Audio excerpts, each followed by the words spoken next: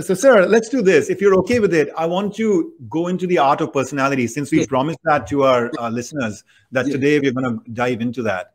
And so I have a quote here from, Hazrat Inayat Khan's book, where Pir Zia Inayat Khan, right? He's saying this. He's saying that, individuality is given. That's what Hazrat Inayat Khan says.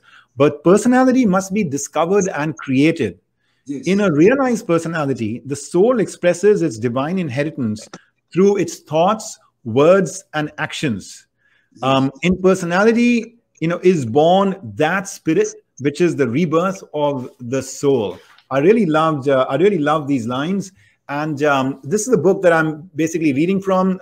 So for our audience, it's a book of compiled lectures and thoughts from Hazrat Inayat Khan on topics like personality and character.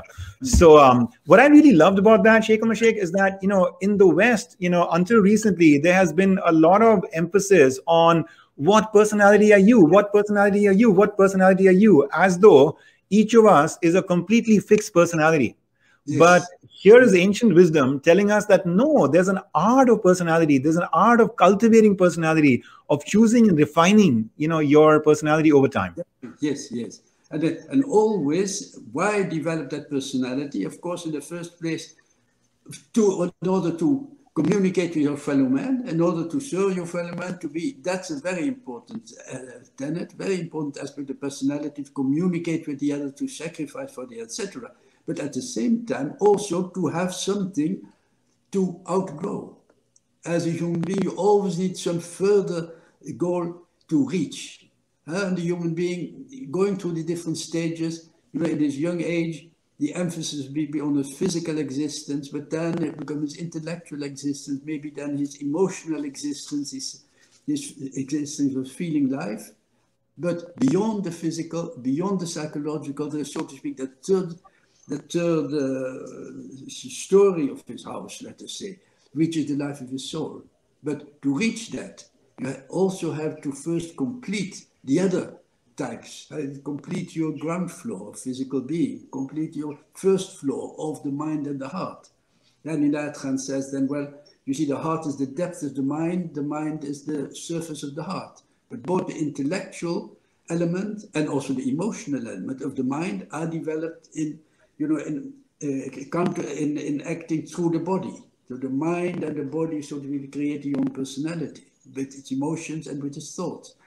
Heart has its own autonomy, so to speak. Its faculty of loving, its sense of beauty, a sense of the inner realities of life. And so the heart already looks in two directions. It looks to the mind, it looks to the body, but at the same time it looks to that third story of the human being, the soul, that opens up to the life of the soul. So the completion of every stage of this life, physical, mental, the heart's life, the soul, is essential for the fulfillment of the next stage. And yeah. That it's so rich and so profound, sir. And one of the things I'm hearing from you recurrently, which I just want to highlight for myself and for others, is this theme of beauty. Yes. And how in Sufism, it almost seems to me like there is this celebration of the art in everything. And what you're saying is that the greatest, in a sense, painting that, each of us is responsible for making is our own self, is the beauty of our own personality. Yes, that's right. That's right, yes. And that is the great, the sense of beauty as such already raises one beyond the narrowness of one's external self. Because you contemplate each to which you can reach out.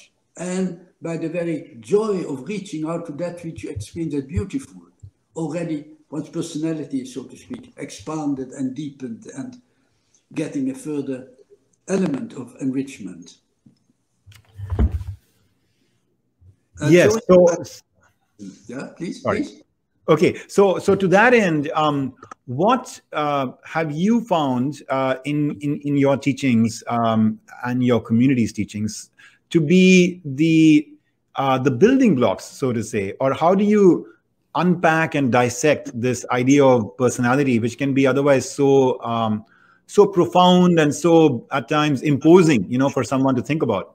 Yes, well, of course, with him it is always with Inayat start with very simple things in order to come to the very profound ones.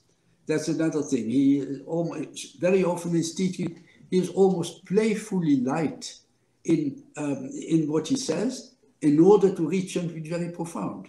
So in Art of Personality, he begins, the first thing, look at creating a kind of sense of humanity in yourself. That's the basic thing.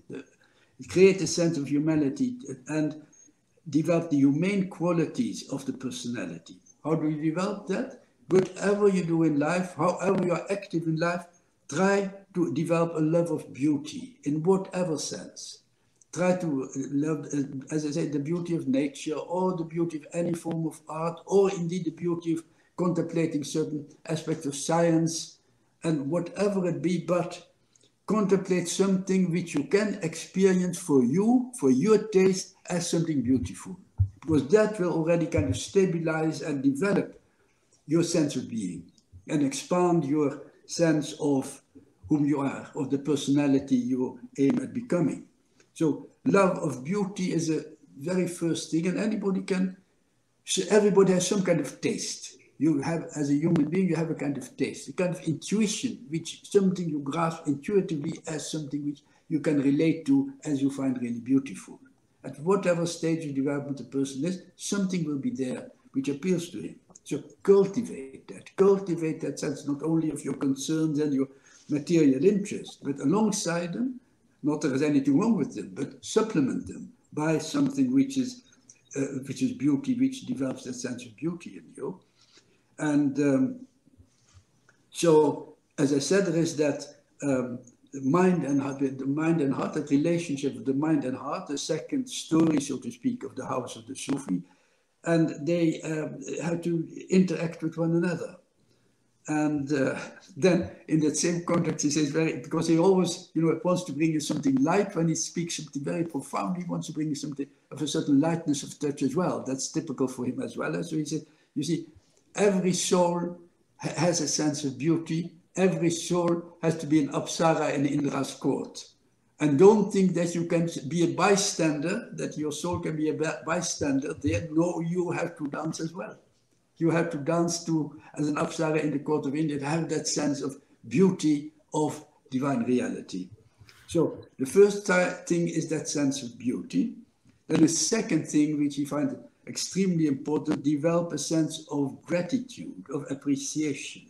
In other words, that's again something which transcends your ego awareness, because by gratitude, by appreciation, you create an accommodation in yourself regarding somebody else. There are all those people who always want to be critical of somebody else. No, begin by appreciation, begin by gratitude. So look at beauty, look at, develop gratitude, appreciation for everything you can find in life to regard as a cause for that gratitude, from your fellow man, from circumstances, from conditions, whatever. Then there is, of course, to check impulses, to control one's impulses. And that's what he calls turning a man into a gentleman. Now, I don't know how he would put that in the female, but anyway, in those days, that was not much a problem because man included everybody. So turn man into a gentleman, because gentleness, he says, gentleness is the principal thing in the art of personality. Because that gentleness teaches you consideration for another person. And so that's what he recommends. And that section, he concludes by the words, how rightly the distinction has been made in the English language between man and gentleman. So that is what he says about that checking of impulses, controlling oneself, that one should never hurt anybody by any word or any expression or any behavior. Don't hurt any of your fellow men, not even those closest to you, and certainly those who are further away. Don't hurt another person. Then, of course, there are different other of these elements. One is don't try persuasiveness. Don't try to impose your opinion to persuade another person of your opinion. No, don't do that. It's much better if there is an issue of that kind, rather take back your own aspiration. Rather, do not impose your ideas on the other, but avoid persuasiveness of any kind whatsoever, even at the sacrifice of your own desires. So, Shaikh al Mashaik, let me jump in on that one. Yeah. The ones that you have shared so far, I was relating to, and quite a lot. This last one that you've shared, I'm intrigued to unpack it a little bit more, because there might be some nuance there that I'm missing, at present. For instance, if you are an agent of justice, yes, if there is some injustice going on, yes, if there are some, weaker, people, and you have a position of strength because you are, perhaps, the parent, or if you are, person societally in a position, where you have certain resources available to you, then would it not be the right thing to do to, in fact, seek to use, whatever, resources you have, your power of persuasion, your, your personality, whatever, to seek to, right a wrong, and to seek to move people in the right direction rather than be quiet? Yes, absolutely. Absolutely. And that you would find in many other pages in Nat Khan as well. But, he always says he makes one point in a particular context. He may make exactly the opposite point in another context. Okay. Okay. So he is not that because he says this applies in all circumstances, all conditions. This is just the sense of personal discipline, yes, with one's relationships, where indeed one has, of course, to stand for those things which one need to defend. That makes a lot of sense. I really loved what you just said, because in a sense, I mean, I'm a little drop. He's the ocean, but just in that little drop-like way, I want to say that in my own work in recent years, I've definitely emerged with this conclusion that while we may seek to be very grounded and centered from within, from the outside, we often have to be everything and the complete opposite. It just depends on the situation. Exactly. And to have that wisdom to know, and that freedom to be able to choose, is what makes us. Absolutely, yes, exactly.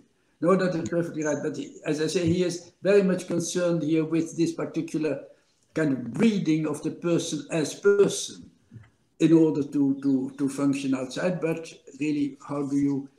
But you're absolutely right in making the remark you made. I'm glad you made it, because, as I said, that would certainly be a thing you find in many different contexts. It would take a whole lecture to discuss these matters, of course. But anyway, it's interesting and valuable. Now, another thing, what he brings up then is, there is in the human being what the Sufis call kibriya. And kibriya really means vanity or pride or conceit. And then he said, well, you see, that kind of kibriya, that kind of vanity, of course, it's something which you would like to overcome. But it's at the same time something you will never overcome, because that's simply part of the human ego. The human being has that sense of vanity in it. So it is not a thing you can root out or you can change, but you can develop it. You can develop it to something that, you say, make it reincarnate as a plant of desires. So yeah, the ego, it may be the ego, but that ego is also related to the soul. It's related to the divine spark as in the human being. So you have to accommodate, to allow that kind of vanity to develop into something which is beyond pure ego satisfaction, let us say. So that's quite a subtle question, but it is something which he finds very important. I get reminded there of a moment in the life of Benjamin Franklin, who, perhaps he was, yes, yeah, a great, accomplished individual, one of the founding fathers here in the United States, explorer, discoverer, scientist, everything. So he once talked about how a friend told him that, people respect you, but they don't necessarily like you because you come across as very strong, in that persuasion sense. Yes, yes, And yes. he said, I decided that I'll work on that. I'll work on that quality in myself.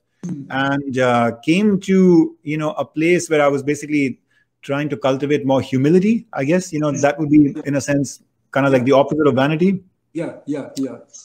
And then he said that I realized after a while that I was starting to achieve some success in cultivating humility. And now I'm afraid that I might be not humble about the fact that I am humble. Exactly. That's again a thing which you find in Inayat repeatedly. Even one's humility can become one's vanity. So he said, well, Right. it's always there. It's always there. It's because it is that sense of I which is simply inborn in the human being and which ultimately is maybe a divine quality. But if that is so, make it a divine quality and abandon those outward kind of vanities which are really nothing more than just feathers in the air. But there is something which you have to recognize. You can never say that you have really conquered it all. You're bound as a human being to your physical and mental being. But just be aware of it and try to have that quality deepened and refined and further developed towards a sense of divine fulfillment. So that's the kind of thing he says about it. Well, then, of course, another thing, and there again you see how strongly this is focused on the development of the human personality, the breeding of the single human being. And that's why I think it's worthwhile nowadays, where all these things generally tend to be very lax in many different societies, especially here in the West, of course. Then he says, one other aspect which you need is self-respect, is dignity, but at a proper time. Again, it is something which you have to maintain. You have a certain dignity. You certainly need a certain self-respect, but again, in a proper time. Don't use that against others. Use it to harmonize with others. Use it to be one with others. Don't use it to set yourself off as from others. So to him, again, that was a very important aspect of life. And then he says, what is nobleness of character? What is nobleness of character? It's in the wide outlook. The wider the outlook of the being, that is the nobleness of the human character. Wideness and depth of the outlook. And it will be no surprise coming in this whole series of ideas of how the human personality will be developed. Another thing, he says, manners and qualities. Those manners which a person has, the qualities which he displays, which are an outcome of consideration, an outcome of that sense, how do you deal with others in a proper way, which he considers extremely important in the development of the human personality. And then of thoughtfulness and consideration, and a certain economy in expression. To have a measured mode of expression, he says, is also a form of modesty, and at the same time a way in which whatever you express becomes all the more effective. Shaikh al Mashaik, let's talk about that, because I was reading some of these qualities in this book, and you talked about economy, and I found that really fascinating. Yes. So I'm going to quote a couple of things from this book and ask you to share more. And so it says here, economy is about to try and save another person, spare another person from using energy in the way of thought, speech, and action. Sometimes this consideration comes to one, actually, in some way that comes to one from the moment one begins to realize the value of life. So it's about realizing the value of life. Yes. And as one begins to consider this subject, one spares oneself from unnecessary thought, speech, or action, and economically uses one's own thought, speech, and action. And by valuing one's own life and action, one learns to value the same for others. Yes. Economizing with one's money is of much less importance. This is fascinating to me. It's of much less importance compared to economizing with one's life and energy and that of others. That's right. That's right. Yes, exactly. Exactly. Yes. Yes. It's a stunningly beautiful thought because, you know, in our material world, we tend to measure everything in terms of money and material possessions. Yes. But here we are saying that there is a whole other metric, which is the finite amount of energy that you have, you know, for your time on this planet. And Yes. what are you doing to maximize, you know, the potential of every moment and use it in the wisest possible way? Exactly. Exactly. Yes. Yes. That's his point. That's his point indeed. Yes. Yes, yes. It's beautiful. It reminds me also of a quote from Henry David Thoreau, you know, one of these, transcendentalists here in the United States who borrowed so much from some of these Eastern traditions. So he said, the price of anything is the amount of life you exchange for it. Ah, that's wonderfully said. That's wonderfully expressed indeed. Yes, that's the same idea. Very, very well said. Yes, indeed. Yeah, that's true. Yeah, so beautiful. So wonderful. So you were taking us through some of these other attributes of personality. Yes, yes, yes. So these are, as you say, that the are very much focused on the development of the human personality. As one starts to take action in life. But it is always then it's something what we would call the objectivity. But Inayat Khan here calls it, in this particular context, he calls it an awakened sense of justice. Because that's part of the human personality, to have an awakened sense of justice and, you know, the possibility to qualify things. And he says that is a way of making the soul alive. Justice means unselfishness, taking away your judgment, because you're always related, either to be kind of, you know, prejudiced about something which you don't agree with, to be prejudiced about an opinion which you don't like, etc., etc. So try to gain a sense of justice through unselfishness and practice it upon yourself.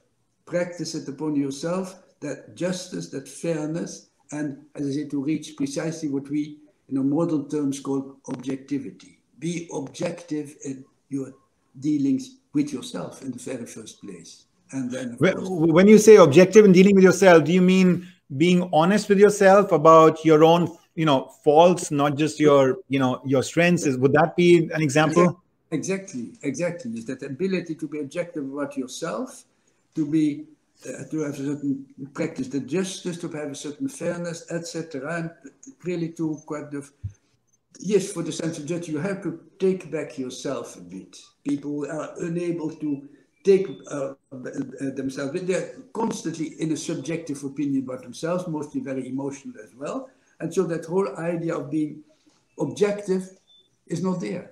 So that's for him a very, very important thing to be. It's very interesting you say that, because you share this quality of justice in a broader sense, because typically we think of justice today in the modern world in terms of certain, social values that we, stand for, that we believe in, that you should not steal somebody else's property, you should treat everybody equally regardless of race and gender. We think of that as justice. But you're saying there's another kind of just like subtler form of everyday, personal, intimate kind of relationship that you have with justice, which is that, are you being just? Are you being objective? Are you being balanced? Are you eliminating the, the fogginess in your vision to see things in a clear mental light? Wow, that's a really powerful rethinking, of what justice really is. And he really goes so far that he says, this is what makes the art of personality into a reality, because it's the secret of the soul's unfolding. So that's really going very far. So the secret of the soul's unfolding is, in fact, to have that sense of, what he calls that sense of justice, that sense of objectivity. That's really powerful, really beautiful. And of course, sooner or later, inevitably, when Inayat Khan discusses something, you will come to music. So what does he say as another block in this series? He says, the art of personality is like the art of music. It is all ear training and voice culture. And he says, to become refined is to become musical. the inward art of refinement, the outward refinement is meaningless if it was prompted by an inner impulse towards beauty. So that outward, etiquette, these forms of this is just to show, they have no value, of course. But if it is an inner impulse towards beauty, then what is expressed in the form of beauty, of musical sense, that is a certain refinement which any human being has to cultivate himself in relation to everybody else. Yes, I find this really a wonderful metaphor. The idea that you're saying music and the sense of ear training you need for music. Yes. One can look at that as your relationship with life, I guess, and with your interactions with people, that, can you tune in to the particular chord that is being struck or the note that is being struck, and what is the feeling that they're going through, what is the thought they're going through, and how do you then need to respond? Is that, that's what I was gauging from that. Yes, exactly. Ear training and voice culture. How do you perceive the other person? How do you express towards the other person? Yes. It is so beautiful. It's so beautiful. One of the things I've seen, for example, is that some of us, we get too caught up in the idea of just trying to understand what is right. And then as long as we feel we are in the right, we just need to express it and say it. And it's a great step in the maturation of our own personality to actually recognize that our responsibility ends not just merely in knowing and saying what is right, but in knowing how to say it, when to say it, to whom to say it, how much to say it. Exactly so. He says, never throw truth on a person's head like a stone. Yeah. People who did it in their right, they throw something at you as if they throw a stone at you. Well, that's not the way of being right. That always is that kind of delicacy of the having a sense of how that other person is attuned and attune into that person's mode of understanding and of acting. So for him, that's again a very important thing. And then finally, among these 11 blocks, which we mentioned in your program also, that then he says the very principal thing in the art of personality is a friendly attitude. And that again is a thing you find again and again in so many of his lectures, your attitude towards others. What is your spiritual development of your mind, of your heart, of your soul? What does all that mean, that development, if it is also to have that relationship to your fellow man? To remind, if you discover in your mystical experience something of the divine spark in the depth of your inner being, in the depth of your soul, then recognize that every human being has that divine impulse which gave him life. The divine impulse which is the origin of all human life, all existing, all manifestation, is that something of a kind of impulse which you cannot really analyze, which we see is there. There is that impulse of life, and that impulse of life in everything in manifestation is in particular, of course, present in every human being, and every human being, we call it the divine spark in the inner being of man. Realize that, and therefore, towards every person you meet, have a friendly attitude, and feel about people with a friendly attitude as much as you possibly can. Because there is the kind of spontaneity, there's that tendency to give to the other one's understanding, one's fellow feeling. That, he says, is the fulfillment of this development of the human being. And then, of course, there he brings up these ideas of dharma and adharma, consciousness of one's obligations towards others. Your dharma is your to others. If it is not there, then then it is adharma. Then it is not. It has not that sense of duty which you have to have towards your fellow man. Duty, but in a very sacred sense. Of course, dharma means, of course, it is in a very spiritual, religious sense. It is that or sacred obligation. Shaikh al Mashaik, if you don't mind, let's go back to attitude, and I'm recognizing that we are a little bit over time. Are you okay with taking another 5 minutes to wrap up? I know we're over time. Does that work for you? Okay, I'm grateful. I'm grateful. Thank you. So on attitude, you highlighted something I think is so incredibly powerful. This idea that everyone has a divine spark, and that everyone means that even those people that you feel like they don't get it, they are far removed from you in terms of their values, et cetera, et cetera.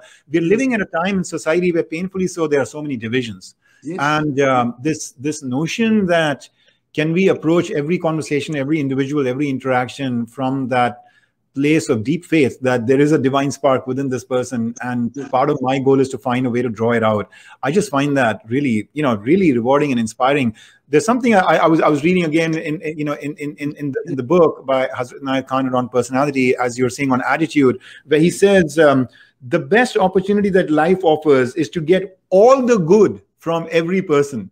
Yes, exactly. And that opportunity is lost when you start seeing the bad side and overlooking the good. But if we saw some good, we don't have to see everything good, but if we see some good in every person, we can take it and collect it. And that is the way that we appreciate, that person, we come closer to that person, but we also become richer and richer with beauty. And in the end, that beauty so collected results in a beautiful personality. I love this idea that what he's saying is that this is not just a discipline that you have in order to respect other people and to be good to other people. Actually, it comes back to you, because when you start borrowing from the goodness in everybody, you start becoming a beautiful painting. Something like that. Is that right? Yes, exactly. I guess to establish that kind of circulation among people, even if a difficult person, just remember there must be somewhere something which you can communicate with, which you can draw out of him. And that is a kind of service to that human being as well, to the other as well. Yeah. So there are so many incredible qualities you've shared with us today. I mean, what could be a practical first step that we can take if we aspire to really advance this art of personality? Can you guide us? As you said, he would have a very, I forget the words you use, but something like a light touch, a very kind of gentle, simple, small little something to start people, so could you give us an example of what something like that could be for us? Yes, well, they said that the gentleness of character, that's very important to him. But at the same time, try to train yourself in the first place to look what beauty can you identify? What beauty can you identify in your surroundings, in your fellow man? Something which you can relate to in the sense of, so that's a way to start. The sympathy with everyone, that's an ultimate fulfillment. But it already starts with looking at developing a sense of beauty in oneself. Maybe it's not always easy to start with his fellow man, but one can start with some sense of beauty somewhere. And that will expand once that sense of beauty is there. That's the very first thing really he says. And there is the art of being able to love beauty. All right, and that will expand wherever it begins, but it will extend in time when it really is expand into, relating to one's fellow man as well. Not only to those one loves, but even with those with whom one has maybe not a good relationship, or when one has no relationship at all. But something like this will establish that kind of relationship with your fellow man in general. Seeing the good. Yes, wonderful. I'm taking a quote from the book to build on what you just said, sir. And he's saying mistake is in the nature of the human being, but try to make it less and less. Yes. There must be the tendency to making fewer mistakes. The more one alters, the more there is a tendency to alter. And the more one keeps, the more there is a tendency to keep. Exactly. And so it's this notion of just small steps that become big leaps over time. Yes. And also never be too intimidated when you fail or when you fall. Failing and falling is natural for the human. Don't be too dramatic about it. Of course, get up and go on, and certainly by all means, but do not. I mean, what you sometimes find in certain very religious communities, they are overcome by sinfulness, how very sinful they are, and all that kind of thing. Well, that's a kind of egoism as well. You are not going to be relieved out of outward egotism if you say how very sinful you are. Forget, of course, acknowledge your mistakes, learn from them, but feel that from any failure or any fall, you have learned, and so with that learning, you can go on again. and leave it behind you. Yes, yes. You know, there are very powerful lessons here in what you've shared, not just for our individual journey, but I'm also proposing that there are lessons here for our journey as a family, for a journey as a community, for a journey as a nation, and for a journey as an organization. Let's say if we are in business, this idea that we have an ideal point that we use as a North Star about the kind of values we want to assimilate and practice, the kind of people we want to be, the kind of culture we want to be. But we also have this very human acceptance that we are not there yet. And that we can take small steps towards getting there. And be honest with ourselves each time we fall, that we have fallen. And we will learn from this. And we will strive on.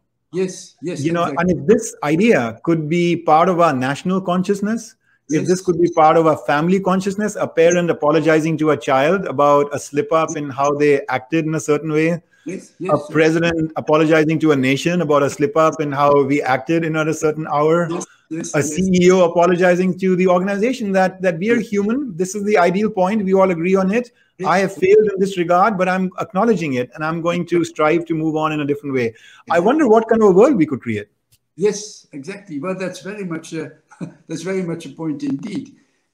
And relating to that, there's one thing which he emphasizes also very much.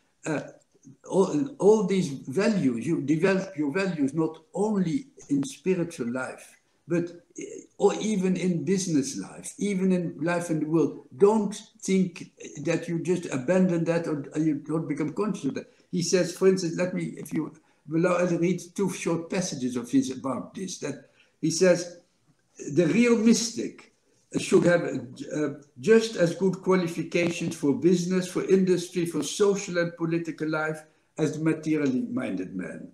The mystic should be a wonderful scientist, an influential statesman, an inspired artist.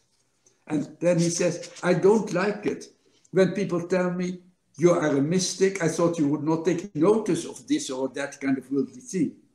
Why should I not take notice of it? I take notice of every little detail, although every little detail does not occupy my mind so much that I don't take notice of anything else. But so, and then again he goes on to say, those who evolve spiritually only become one-sided. They expand only the inner consciousness and not the outward one. They may become unbalanced. Maybe spiritually they have extraordinary powers, but if they have no balance, what is it? If that is the understanding of the world, we should be most conscientious in order not to give the world a wrong impression. And that is the point what he makes. If we have a profession, if we are in business or in industry, we should do it fully, proving to the world that we can be as practical as everybody else, and also economical, regular in every way, systematic, persevering, enthusiastic. All these qualities we must show, and at the same time evolve spiritually.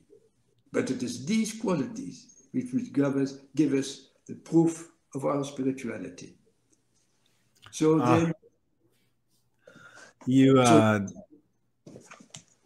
I mean, that just had my hair standing on edge. You know, it was so beautiful. It was so beautiful. And, it does validate, I think, the possibilities for all of us, isn't it? Whichever, station life has put us in, whatever profession or career or role we have been put in, we are being asked to be mystics, in those moments, and to bring the highest spirituality to those moments, and also to allow life to mold us and to, further advance us.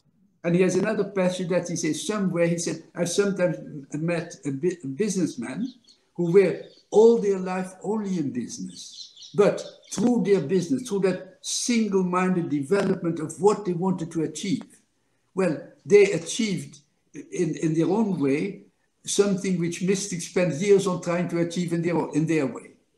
You see that if your whole sense of selfhood is, so to speak, merged into the object of what you want to achieve, then you become, so to speak, that object that you have wanted to achieve. Well, that's a fulfillment in itself. And yes, he tells of another businessman who had at the end of his life, quite a large estate. And Inayat stayed with him. And then he went for a walk in the evening through that estate. And then Inayat Khan said to him, how far does this estate extend? Then this man said to him, would you like to know? Well, all this which you see here, but also that adjoining sea which you can see from here, and the sky, and everything which is there, that's all mine. And that man was a businessman, but he was a mystic. Yeah.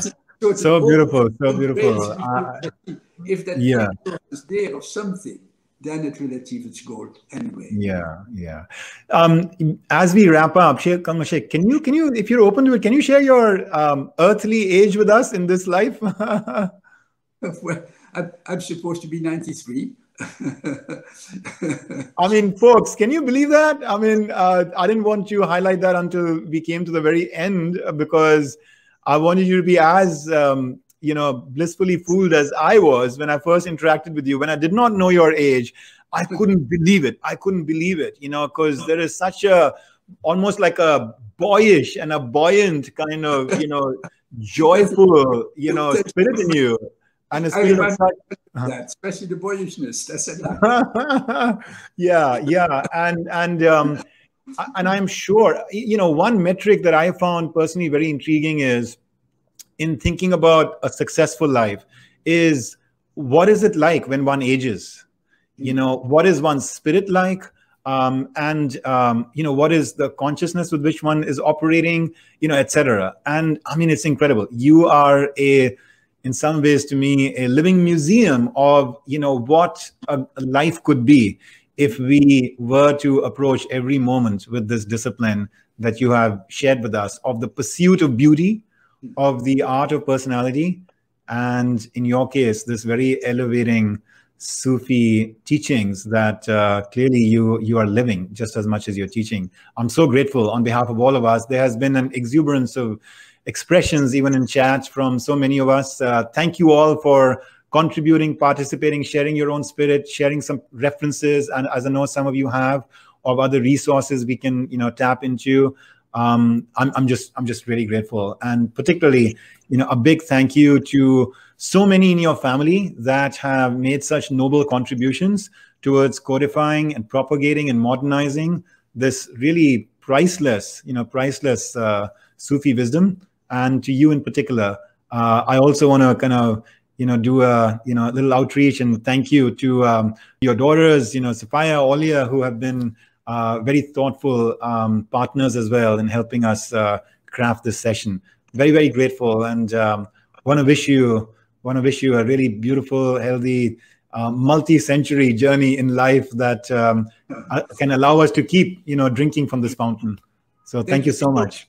Thank you so much for your very cordial and encouraging words. And I must say, what a huge joy and inspiration it is for me to see that you, who from my point of view are very much the younger generation, we are carrying on this shared Indian sense of, sharing the outer life with inner reality, carrying on these two together, ennobling life in this way, to have this togetherness of one's outer achievement and one's inner enlightenment. And that you're carrying this on in your way, this way which is understandable for people of today and tomorrow. For me, that is a wonderful encouragement to see. So may you be very, very successful in every way and every direction of your further course in time. Yeah. Since we both have a shared Indian tradition, if I was with you and if I could, take that liberty, if you would give me that, I would be, bowing down and touching your feet right now. So, yeah. Yeah. Thank you.